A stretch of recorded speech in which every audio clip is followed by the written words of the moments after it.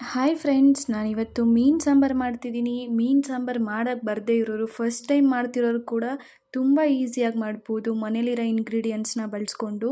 Fish ಬಂದು ತುಂಬ ಕಣ್ಣಿಗೆ ಒಳ್ಳೆಯದು ಮತ್ತು ತಿನ್ನೋಕ್ಕೂ ಕೂಡ ಚೆನ್ನಾಗಿರುತ್ತೆ, ಫ್ಯಾಟ್ ಇರಲ್ಲ. ಇದಕ್ಕೆ ಬೇಕಾಗಿರುವಂಥ ಇಂಗ್ರೀಡಿಯೆಂಟ್ಸ್ ಉದ್ದುದಕ್ಕೆ 4 ಈರುಳ್ಳಿ ಕಟ್ ಮಾಡಿ ಇಟ್ಕೊಂಡಿದ್ದೀನಿ ಸ್ಲೈಸಾಗಿ, ಮತ್ತು 1 ಬೌಲು ಕೊತ್ತಂಬರಿ ತೊಗೊಂಡಿದ್ದೀನಿ. ಮತ್ತು ಅದೇ ಬೌಲ್ ಅಳತೆನಲ್ಲಿ ಅದ್ರ ತುಂಬ ಕಾಯಿ ತೊಗೊಂಡಿದ್ದೀನಿ. ಒಂದು 2 kg ಫಿಶ್ಶಿಗೆ ಅಷ್ಟು ಮಾಡ್ತಿರೋದು ಇಂಗ್ರೀಡಿಯೆಂಟ್ಸ್ ಇದು. ನಿಮಗೆ ಬೇಕಂದರೆ ಕಮ್ಮಿ ಮಾಡ್ಕೋಬೋದು.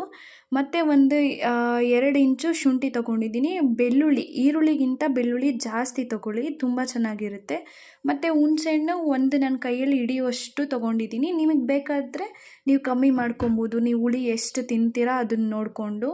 ಇವಾಗ ಅದೇ ಹುಣಸೆಹಣ್ಣ ತೊಗೊಂಡು ನಾನು ಒಂದು ಬೌಲಲ್ಲಿ ನೀರು ಹಾಕ್ಬಿಟ್ಟು ಕಲಸಿಡ್ತಾಯಿದ್ದೀನಿ ಹುಳಿನ. 2 ಸ್ಪೂನ್ ಗಸಗಸೆ ತೊಗೊಂಡಿದ್ದೀನಿ, ಮತ್ತು 2 ಇಂಚ್ ಚಕ್ಕೆ ಮತ್ತು ಲವಂಗ, ಒಂದು 3-4 ಎಣ್ಣೆ, ಬೇಕಾದಷ್ಟು ರುಚಿಗೆ ತಕ್ಕಷ್ಟು ಉಪ್ಪು. ಇವಾಗ ಮೆಂತ್ಯನ 1/4 ಸ್ಪೂನಷ್ಟು ಹುರಿದು ಇಟ್ಕೊಂಡಿದ್ದೀನಿ. ಮೆಂತ್ಯ ಹುರಿದ್ರೇ ಟೇಸ್ಟು. ಮತ್ತು ಇದು 3 ಸ್ಪೂನ್ ಖಾರದ ಪುಡಿ ಇಟ್ಕೊಂಡಿದ್ದೀನಿ. 4 ಸ್ಪೂನ್ ಧನಿಯಾ ಪುಡಿ ಇಟ್ಕೊಂಡಿದ್ದೀನಿ, ಪ್ಯೂರ್ ಧನಿಯಾ. ಇದು ಫಿಶ್ನ ನೀಟಾಗಿ 2 kg ಫಿಶ್ ಇದೆ, ಇದು ತೊಳೆದ್ಬಿಟ್ಟು ಒಂದು ರಾಗಿ ಹಿಟ್ಟು ಹಾಕಿ ತೊಳೆದು ಇಟ್ಕೊಂಡಿದ್ದೀನಿ. ಇದನ್ನು ಮಸಾಲೆ ಏನಿದೆ ಅದನ್ನು ರುಬ್ಬೋದು ನೋಡೋಣ ಬನ್ನಿ. ಒಂದು ಮಿಕ್ಸಿ ಜಾರ್ಗೆ ಶುಂಠಿ, ನಾನು ಏನು ತೊಗೊಂಡಿದ್ದೆ 1 ಕಪ್ ಬೆಳ್ಳುಳ್ಳಿ, ಆ ಬೆಳ್ಳುಳ್ಳಿನೂ ಹಾಕ್ತಿದ್ದೀನಿ. ಮತ್ತು ಕಾಯಿ ತುಂಬಾ ಚೆನ್ನಾಗಿರುತ್ತೆ. ಜಾಸ್ತಿ ನನಗೆ ಕಾಯಿ ಇಷ್ಟ ಇಲ್ಲ ಅನ್ನೋರು ಕಮ್ಮಿ ಕೂಡ ಹಾಕೊಬೋದು. ಮತ್ತು ಮೆಂತ್ಯ ಒಂದು ಅರ್ಧ ಸ್ಪೂನ್ ಹುರಿದಿದ್ನಲ್ಲ ಅದನ್ನು ಹಾಕ್ಕೊತಾ ಇದ್ದೀನಿ. ಈರುಳ್ಳಿ ಸ್ಲೈಸಾಗಿ 4 ಈರುಳ್ಳಿ ಸಣ್ಣದಿತ್ತು, ಮೀಡಿಯಮ್ ಆಗಿ. ನಿಮ್ದೇನಾದ್ರು ದಪ್ಪ ಈರುಳ್ಳಿ ಇದ್ದರೆ 2 ಹಾಕಿ ಸಾಕು. ಇವಾಗ 2 ಸ್ಪೂನ್ ಗಸಗಸೆ ತೊಗೊಂಡಿದ್ನಲ್ಲ, ಗಸಗಸೆ, ಚಕ್ಕೆ, ಲವಂಗ ಅದನ್ನೆಲ್ಲ ಹಾಕ್ತಿದ್ದೀನಿ. ಇವಾಗ ಸ್ವಲ್ಪ ನೀರು ಹಾಕ್ಬಿಟ್ಟು ನಾನು ಮಿಕ್ಸಿ ಜಾರ್ನ ರುಬ್ಕೊಂಡಿದ್ದೀನಿ. ರುಬ್ಬಿರೋದು ನೋಡಿ ತರ್ತರಿಯಾಗಿರಬೇಕು, ಪೂರ್ತಿ ನುಣ್ಣಗೆ ಪೇಸ್ಟ್ ಥರ ಮಾಡಬೇಡಿ, ಸ್ವಲ್ಪ ತರ್ತರಿಯಾಗಿರಲಿ. ಅದಕ್ಕೆ ಖಾರದ ಪುಡಿ 4 ಸ್ಪೂನು, ಮತ್ತು ಪ್ಯೂರ್ ಧನಿಯಾ ಪೌಡರು, ಏನು ಸಾಂಬಾರು ಪೌಡರ್ ಮಿಕ್ಸ್ ಇರಬಾರ್ದು, ಬರೀ ಧನಿಯಾ ಆದರೆ ಫಿಶ್ ಸಾಂಬಾರಿಗೆ ಚೆನ್ನಾಗಿರುತ್ತೆ. ಅದು 4 ಸ್ಪೂನ್ ಹಾಕ್ತಾಯಿದ್ದೀನಿ. ಇವಾಗ ನಿಮಗೆ ಮಸಾಲೆ ಥರ ಜಾಸ್ತಿ ಬೇಡ ಅನ್ನೋರು ಕಮ್ಮಿ ಕೂಡ ಹಾಕ್ಬೋದು. ಇವಾಗ ಕೊತ್ತಂಬರಿ ಏನಿದೆ 1 ಹಿಡಿ ಅದನ್ನು ಹಾಕಿ ರುಬ್ಬಿಟ್ಕೊಂಡಿದ್ದೀನಿ ನೋಡಿ. ಇದು ತರ್ತರಿಯಾಗಿದ್ರೇ ಚೆನ್ನಾಗಿರುತ್ತೆ. ನಿಮಗಿನ್ನೂ ನುಣ್ಣಗೆ ಬೇಕಂದರೆ ನುಣ್ಣಗೆ ರುಬ್ಕೋಬೋದು. ಇವಾಗ ಒಂದು ಪಾತ್ರೆ ಇಟ್ಟು ಅದಕ್ಕೆ ಎಣ್ಣೆ ಹಾಕ್ತಾಯಿದ್ದೀನಿ, 4 ಟೇಬಲ್ ಸ್ಪೂನ್. ಫಿಶ್ ಸಾಂಬಾರಿಗೆ ಜಾಸ್ತಿ ಎಣ್ಣೆ ಬೇಡ, ಮೀಡಿಯಮ್ ಆಗಿದ್ರೇ ಚೆನ್ನಾಗಿರುತ್ತೆ. ಇವಾಗ ಏನು ರುಬ್ಬಿಟ್ಕೊಂಡಿದೆ ಅಲ್ಲ ಅದನ್ನು ಇವಾಗ ಹಾಕ್ತಾಯಿದ್ದೀನಿ. ಒಂದು ಪಾತ್ರೆಗೆ ಹಾಕಾದ್ಮೇಲೆ ಮತ್ತೆ ತಕ್ಷಣವೇ ನೀರು ಹಾಕಬೇಡಿ. ನೀರು ಹಾಕಿದ್ರೆ ಅದು ಮಸಾಲೆ ಹಸಿ ವಾಸನೆ ಎಲ್ಲ ಹೋಗಿರಲ್ಲ, ಹಂಗಂಗೆ ಇರುತ್ತೆ.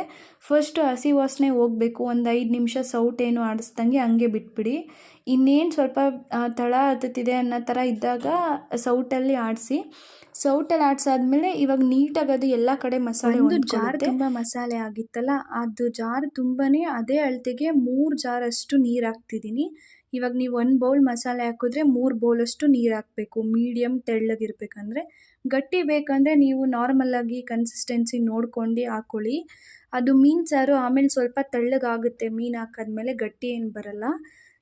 ತುಂಬ ಚೆನ್ನಾಗಿರುತ್ತೆ, ಈಸಿಯಾಗಿ ಮಾಡ್ಬೋದು. ಇಷ್ಟೇ ಇಂಗ್ರೀಡಿಯೆಂಟ್ಸು. ಈ ಫಿಶ್ ಸಾಂಬಾರು ಫಸ್ಟ್ ಟೈಮ್ ಮಾಡೋರು ಕೂಡ ಮಾಡ್ಬೋದು.